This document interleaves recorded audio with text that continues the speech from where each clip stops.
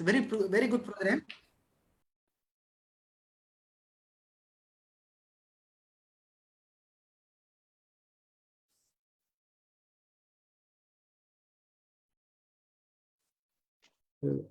Raj, are you there?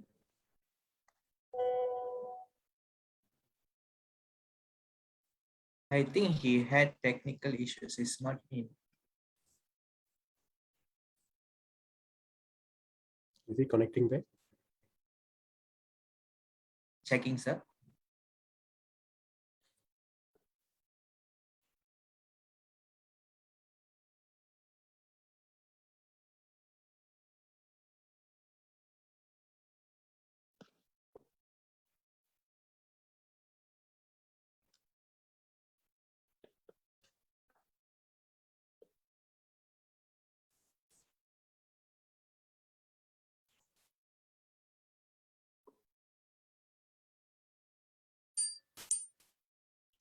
Sorry, some technical issues. Sorry, some technical issues. Sorry. Okay. Good evening to everyone. Okay. President Yang Berbahaya Datuk Ramanathan Kelsiki and Mr. 𝗪𝗪𝗢𝗪𝗪 Subramaniam T. Selvam, Deputy President of Kelsiki, and Executive Committee members, Council members, our special speaker in Che and Tuan Thamodharan Nair Balakrishnan, Assistant Director of Seremban Investigation Branch, LSDN Malaysia, and our all respective participants. Okay, I'm 𝗪𝗪𝗪𝗪 Asirvadam. I'm a micro business chairman under Kelsiki. We are 93 years old chamber of commerce. So we are also collaborate with the BSN, Tekun, SME, and HRF corporate. So this program is a very important program. Today we talk about how to reduce our income tax, how to what the relief can get from the income tax office. So our special speaker is Thamodharan. So we like to welcome sir. Thank you very much for coming. So thank you. Now for my best wishes for today programs and for upcoming programs. Without further ado, I like to invite our Deputy President, Mr. T. Selvam, for the opening speech. Thank you very much. Okay, good afternoon, everybody, ladies and gentlemen. I think Satish, can you put the agenda on the screen? Okay, sir, will do. Yeah, good afternoon again. Thank you for joining our 34th Zoom webinar program. And I would like to also welcome our special speaker here today, Mr. Thamodharan Nair from Lembaga Hasil Dalam Negeri, Assistant Director. Okay. Okay, I also like to welcome all members, non-members, and also I can see a lot of Malaysians, non-Indians participating in our program. I think this is a norm now. We have a lot of Zoom program now. Sometimes we get up to 300 participants, and we can see 50% are non-members and also non-Indians. I'm sure our WhatsApp or our Facebook promotion is going widely throughout the country. I think many from different states are also participating. I think that is very good. And then I also like to thank our moderator today, Mr. Raj. He's chairman for micro businesses. Hello. Yeah. He's a chairman for micro businesses. He's doing a wonderful job. He has arranged a lot of these Zoom programs. Thank you, Mr. Raj. Continuously arrange more so that our business community can benefit out of it. Okay, I would like to say a little bit about our chamber. Our chamber is before that. Our chamber is established 1928. It's a 93 years organization. We are located at Kuala Lumpur, center of Kuala Lumpur in Jalan Tukar Brahman. We have our own building there, a 4-story building just beside a JS Gill building. And we have a full-fledged secretariat with full-time staffs. And we can say we are one of the biggest Indian chamber in the country.